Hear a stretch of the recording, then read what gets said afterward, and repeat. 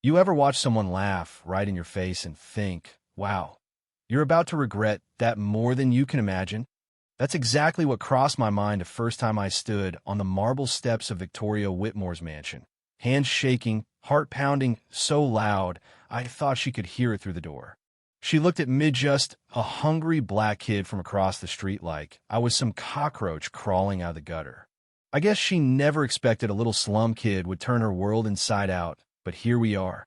Do you honestly think I'd fall for some slum kid's voodoo? She sneered, her wheelchair angled so she looked down at me, even from a sitting position.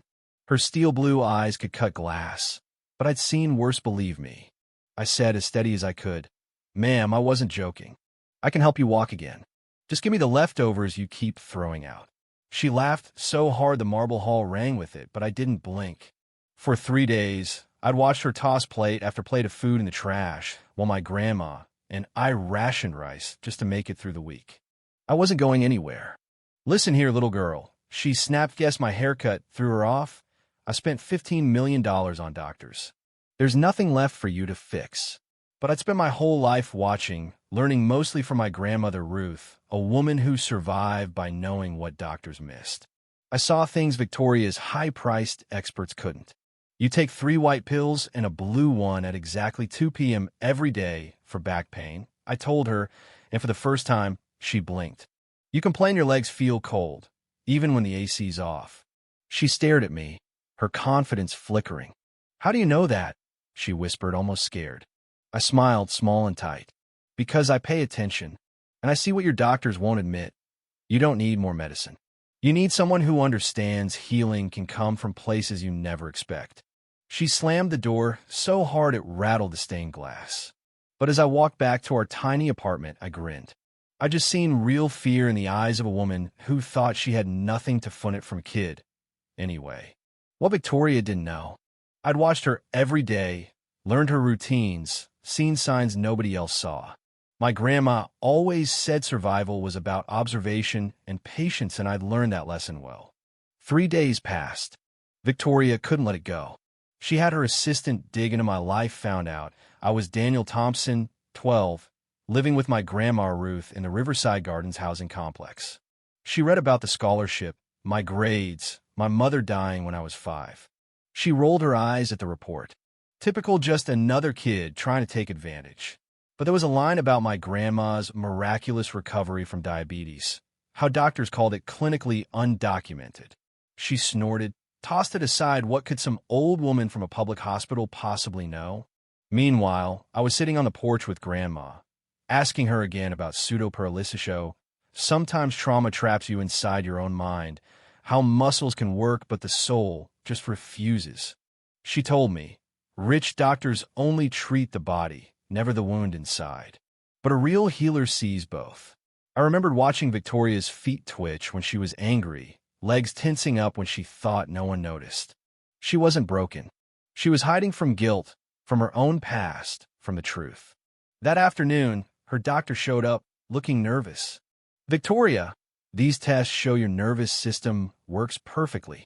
There's no physical reason for your paralysis." She exploded. "Are you saying I'm faking this?" But he shook his head. "The paralysis is real, but the cause may be psychological." She kicked him out, pride burning bigger than any pain. The truth stung. A 12-year-old kid had diagnosed her in minutes, something her million-dollar doctors hadn't managed in years. That night, she stood at her window, watching our flickering lights. I bet she wondered how a family with nothing could know more than a woman with everything. But her anger came back stronger. She'd never let someone like me get the upper hand. What she didn't realize, I was preparing. I dug deep school library, old hospital records, anything I could find. Victoria hadn't always been rich. She married into it. The accident happened the day after she discovered her husband was leaving her for a younger woman. 2 years later, he died right after changing his will in her favor. And the real kicker? My family had worked for the Whitmores for generations. My great-grandfather was a slave on their plantation. My grandma Ruth cared for Victoria's mother-in-law when she had cancer, curing her with old remedies nobody wanted to believe in. Armed with everything I needed, I watched as Victoria started her campaign against McCalling my school, trying to get me kicked out for trespassing, complaining to the superintendent so he'd hassle us, threaten us with eviction. Grandma just sipped her tea, steady as ever. Daniel, rich folks who fear the poor know they've done something wrong. The truth scares them most. But I was scared. What if she did get us evicted? What if she ruined my shot at a better life? Grandma told me about the time a white doctor tried to sabotage her, how she waited, watched, learned, and then saved his most important patient with the very knowledge he'd mocked. The truth always comes out, Daniel. Maybe not how or when you expect, but it does. With that in mind, I planned the final movie of confrontation, so public, so undeniable, that nobody could look away. I showed up at Victoria's mansion on a Sunday morning, this time at the front door. Not alone. Grandma Ruth stood beside me, and behind us was Dr. Patricia Williams, the neurologist who'd once treated Victoria's mother-in-law. Victoria's face turned ghost white.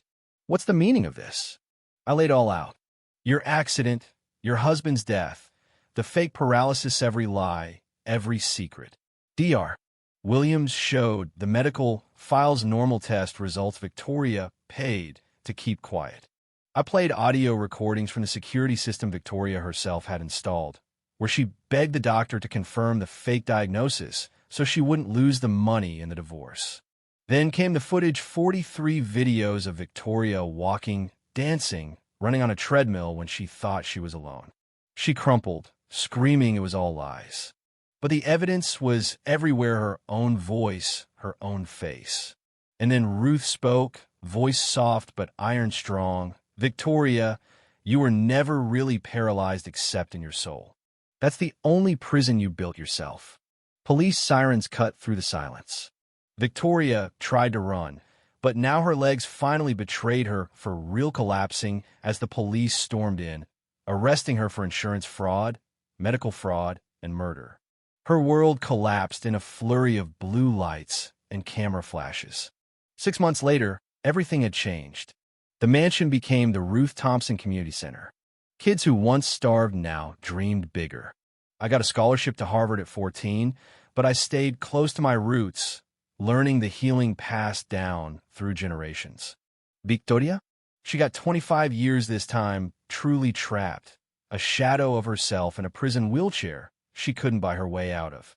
And here's the twist most folks missed. Victoria wasn't just a villain.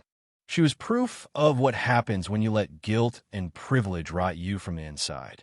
She had every chance to heal, to change, but chose pride until it destroyed her.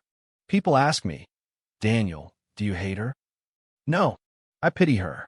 Because in the end, the world only changes when we stop judging who wisdom can come from, when we listen to the voices we're taught to ignore. So, what do you think? Honestly, was justice served? Or do we just trade one kind of prison for another? Tell me below.